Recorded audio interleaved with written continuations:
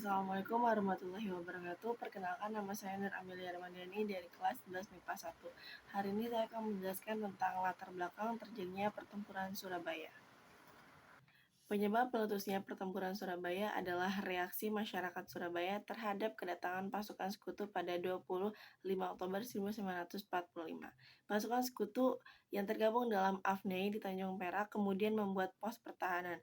Tujuan kedatangan AFNI adalah mengamankan tahanan perang, melucut senjata, dan menciptakan ketertiban. Hal ini dilakukan dengan menyebar selebaran untuk menyerahkan senjata yang memantik kemarahan masyarakat Surabaya. Selain itu, tindakan mereka menyerbu penjara di Surabaya untuk membebaskan tawanan pasukan sekutu yang masih ditahan, serta upaya menguasai objek vital di Surabaya juga membuat suasana memanas. Tak perlu menunggu lama, masyarakat Surabaya kemudian bersatu dan bergerak sebagai upaya untuk mengusir tentara sekutu, sehingga terjadilah pertempuran Surabaya.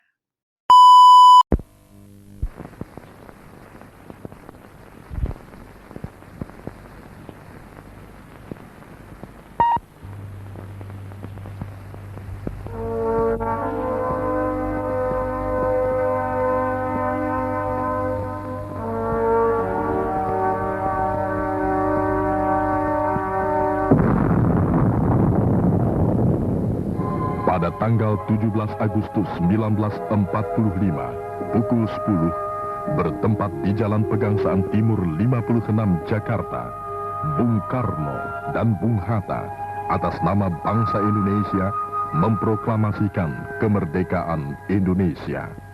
Proklamasi. Kami, bangsa Indonesia, dengan ini menyatakan kemerdekaan Indonesia. Hal-hal yang mengenai pemindahan kekuasaan dan lain-lain diselenggarakan dengan cara saksama dan dalam tempo yang sesingkat-singkatnya. Jakarta, 17 Agustus 1945, atas nama bangsa Indonesia, Soekarno, Hatta. Halo, saya Devina. Di sini saya akan menjelaskan tentang jalannya Perang Surabaya. Pada tanggal 25 Oktober 1945, pasukan sekutu melanggar kesepakatan terbukti melakukan penyergapan ke penjara Kalisosok. Mereka akan membebaskan para tawanan Belanda, diantaranya adalah Kolonel Huyer. Tindakan ini dilanjutkan dengan penyebaran pamflet-pamflet yang berisi perintah agar rakyat Surabaya menyerahkan senjata-senjata mereka. Rakyat Surabaya dan TKR bertekad akan mengusir sekutu dari bumi dan tidak akan menyerahkan senjata mereka. Kontak senjata-senjata rakyat Surabaya melawan Inggris terjadi pada tanggal 27 Oktober 1945. Para pemuda dengan perjuangan yang gigih dapat melumpuhkan tank-tank sekutu dan berhasil menguasai objek-objek vital. Strategi yang digunakan rakyat Surabaya ini adalah dengan mengepung dan menghancurkan pemusatan-pemusatan tentang Inggris, kemudian melumpuhkan hubungan logistiknya. Serangan tersebut mencapai kemenangan yang gemilang walaupun di pihak kita banyak jatuh korban. Pada tanggal 29 Oktober 1945, Bung Karno beserta Jenderal D.C. Hawthorne tiba di Surabaya. Dalam perundingan antara pemerintah Republik Indonesia dengan Malebby, dicapai kesepakatan untuk menghentikan kontak senjata. Kesepakatan ini dilanggar oleh pihak sekutu. Lalu pada tanggal 30 Oktober 1945, terjadi pertempuran yang hebat di Gedung Bank Internatio dan Jembatan Merah. Pertempuran itu menewaskan Brigjen I.W.S. Malebby. Kematian Brigjen Malebby itu menjadi dalih bagi Inggris untuk menggempur rakyat Surabaya dan menuntut menyerah tanpa syarat. Pada tanggal 7 November 1945, pemimpin tentara Inggris yang baru yaitu Major A.C. Marshall memberikan ultimatum kepada rakyat Surabaya. Dengan isi ultimatumnya adalah yang pertama, rakyat Surabaya harus bertanggung jawab atas terbunuhnya Brigjen I.W.S. Malebby. Yang kedua, rakyat Surabaya harus menyerahkan senjata dan mengibarkan bendera putih sebagai tanda menyerah. Batas waktu yang ditentukan untuk ultimatum ini adalah paling lambat pada tanggal 10 November 1945 pukul 06.00 WIB. Jika ultimatum tidak dilaksanakan, maka pasukan Inggris akan mengerahkan pasukan infanteri dengan senjata berat untuk menyerbu Surabaya dari darat, laut, maupun udara. Ultimatum ini dirasa menghina terhadap bangsa Indonesia. Bangsa Indonesia yang sebagai bangsa yang cinta damai, tetapi lebih cinta kemerdekaan. Oleh karena itu, tepat pukul 22.00 tanggal 9 November 1945, rakyat Surabaya menolak ultimatum tersebut secara resmi melalui pernyataan Gubernur Suryo.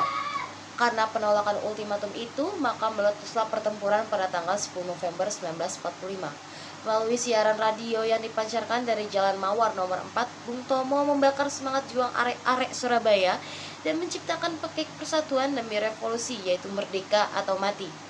Di samping itu juga merupakan titik balik bagi Belanda karena mengejutkan pihak Belanda yang tidak menyangka kekuatan Republik Indonesia mendapat dukungan rakyat. Rakyat Surabaya tidak takut dengan gempuran sekutu. Kontak senjata terjadi di Perak sampai pukul 18.00. Pasukan sekutu di bawah pimpinan Jenderal Masri mengerahkan satu divisi infanteri sebanyak 10.000 sampai 15.000 orang, dibantu tembakan dari laut oleh kapal perang penjelajah Sussex serta pesawat tempur Mosquito dan Thunderbolt. Pertempuran berlangsung selama 3 minggu. Dalam pertempuran di Surabaya ini, seluruh unsur kekuatan rakyat bahu-membahu, baik dari TKR, PRI, BPRI, Tentara Pelajar, Polisi Istimewa, BPI, PTKR maupun TKR Laut di bawah Komandan Pertahanan Kota Sungkono. Peristiwa 10 November ini juga tidak lepas dari peran kaum ulama besar seperti Kiai Haji Hashim Asy'ari, Kiai Haji Hasbullah, serta kiai-kiai pesantren lainnya yang mengerahkan santri-santri mereka dan masyarakat sipil sebagai milisi perlawanan. Akibat pertempuran tersebut, kurang lebih 6.000 rakyat Surabaya gugur. Pengaruh pertempuran Surabaya berdampak luas di kalangan internasional, bahkan masuk dalam agenda sidang Dewan Keamanan PBB pada tanggal 7 sampai 13 Februari 1946. Kota Surabaya memang hancur, tetapi pertempuran ini menunjukkan suatu semangat serta sikap pantang mundur para pejuang dalam mempertahankan kemerdekaan. Untuk mengenang perjuangan arek-arek Surabaya, di kota ini kemudian dibangun Tugu Pahlawan dan setiap tanggal 10 November diperingati Hari Pahlawan. Sekian, terima kasih. Perkenalkan, nama saya Rafali Devayu. Di sini saya akan menjelaskan dampak dari peperangan Surabaya, yaitu dampak negatif dari peperangan Surabaya adalah jatuhnya korban sekitar 20.000 rakyat Surabaya yang sebagian besar adalah warga sipil. Selain itu, diperkirakan ada sebanyak 150.000 orang terpaksa meninggalkan kota Surabaya.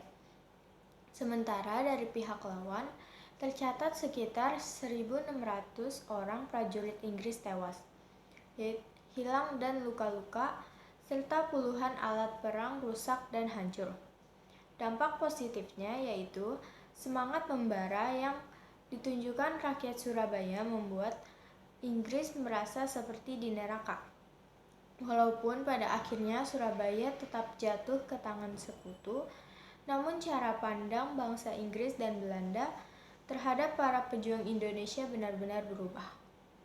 Siaran radio pemberontakan Bung Tomo yang menjangkau hingga keluar Indonesia juga berhasil mendorong dunia internasional untuk menekan Belanda dan Inggris agar mengendurkan serangannya, bahkan mendatangkan berbagai bentuk bantuan bagi rakyat Surabaya. Tokoh-tokoh yang terlibat dalam pertempuran Surabaya yaitu Bung Tomo, Maijen Sungkono, Gubernur Suryo, KH Hashim Asy'ari, Mustopo Sugiyarto, HR Muhammad Mangundiprojo, Muriel Stuart Walker, dan juga Abdul Wahab Saleh.